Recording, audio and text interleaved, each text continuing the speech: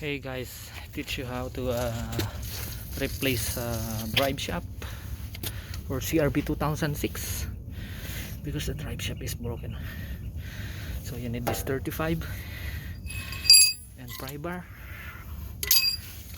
hammer of course, and a gun. Before you do this job guys, make sure you put your jack support in there and put one tires in there and ready. Just only one hand, brother. One. Okay. Then this pen. Okay.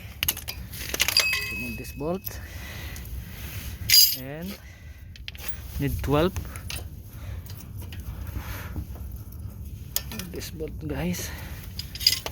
Remove this one too. Okay, 2.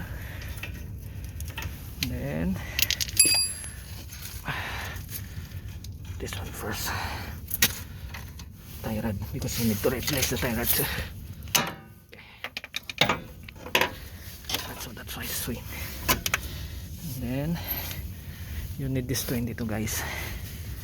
Put in the gun and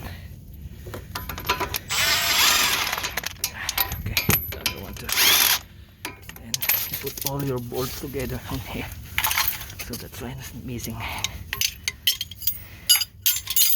And then your tools you need to organize like this, so that's why easy. Then punch this back. You see guys, the old one, and then remove this one. Take the pry bar. There's the pry bar. Look at, I'm just doing just one hands, man. Okay. So remove this. So that's the old one. And then this.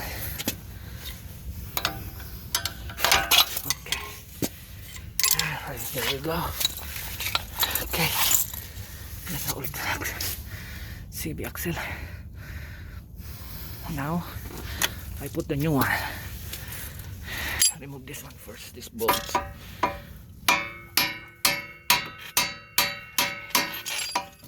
one more. Okay guys, then you use this one. Hold a little bit. I guess I can remove by myself.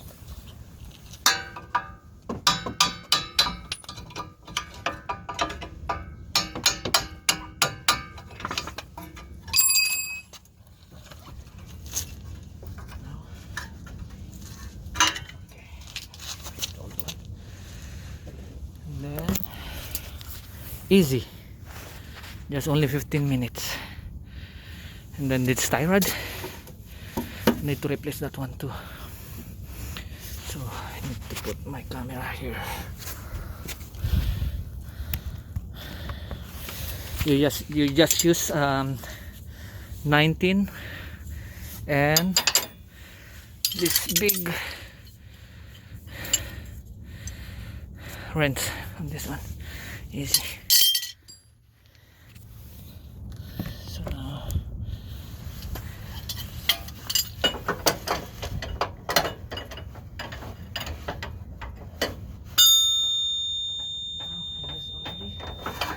See,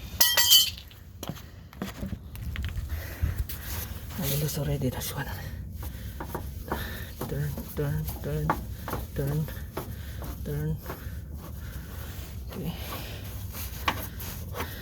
Okay guys, because this one I have a play already, so it's broken, so need to replace. It's dangerous.